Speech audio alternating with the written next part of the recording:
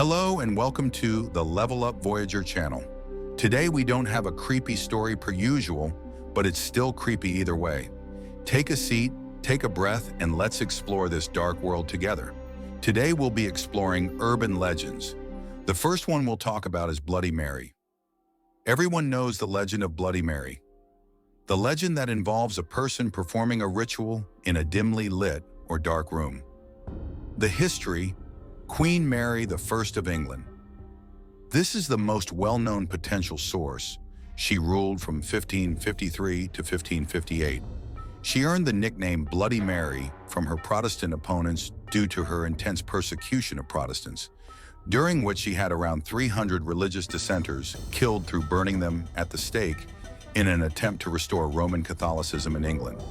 Stories also mention her experiencing several false pregnancies and miscarriages, leading some variations of the legend to depict the spirit holding a dead baby.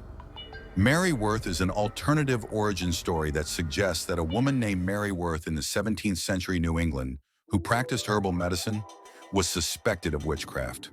When local girls went missing and Mary appeared to look younger than before, the townspeople accused her of draining the youth of their blood and burned her at the stake.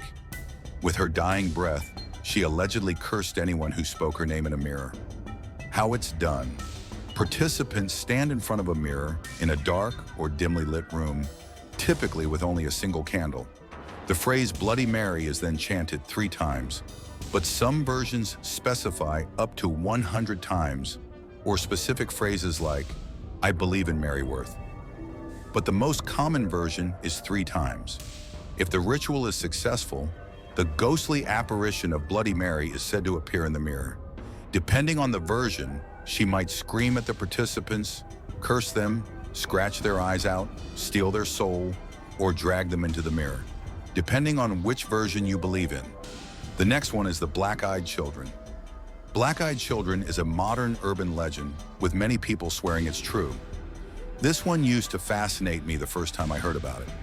The legend is about paranormal creatures resembling children with pale skin and entirely black eyes.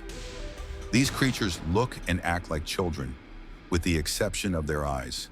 They are said to appear at people's front door and ask to be let in, sounding like an innocent child needing help or needing to use a phone, or they'll be hitchhiking asking for a ride. Similar to the folklore of vampires, they have to be invited in to gain access to the people to gain harm, which is why the main advice is to never let them in. The first well-known account was shared online in the 1990s. And the legend has spread through the internet. They typically appear suddenly and behave in an unsettling, eerie manner, and become insistent or menacing if refused. But do not let them in. Consistently refusing them often leads to them disappearing or wandering off, sometimes with reports of the person experiencing fear or nightmares afterwards. Proposed origins for the Black-Eyed Children range from ghosts or spirits to demons or even aliens.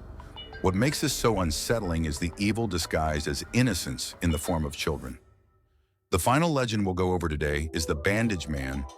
The Bandage Man is an urban legend of a monstrous, mummy-like figure that is said to haunt Highway 101 near Cannon Beach, Oregon. The Bandage Man is described as being covered in dirty, bloody bandages and smelling of decay, similar as Hollywood depiction of mummies. The figure is often depicted as a ghostly creature or ghoul that spawns from a tragic sawmill or logging accident.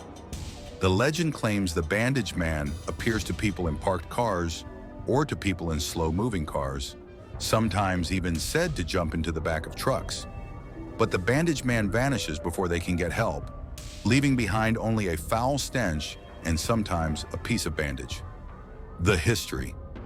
The most popular origin story of this legend states that the Bandage Man was a logger or mill worker who suffered a horrific accident with machinery, resulting in a gruesome injury that required him to be bandaged.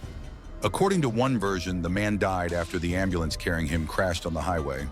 He then vanished, leaving behind only a bloody bandage. The figure now haunts the highway, appearing to travelers and sometimes preying on them. These are only 3 urban legends, but there are so many more. And I would love to make this a regular series. Let me know which legends you would like me to include in the next episode, or if you would even want a next episode. Thank you for watching. It would mean a lot to me if you would subscribe and check out some of my other videos. I have lots of creepy stories on my channel to enjoy, and many more to come. And as always, thank you for being here. Goodbye and be safe out there.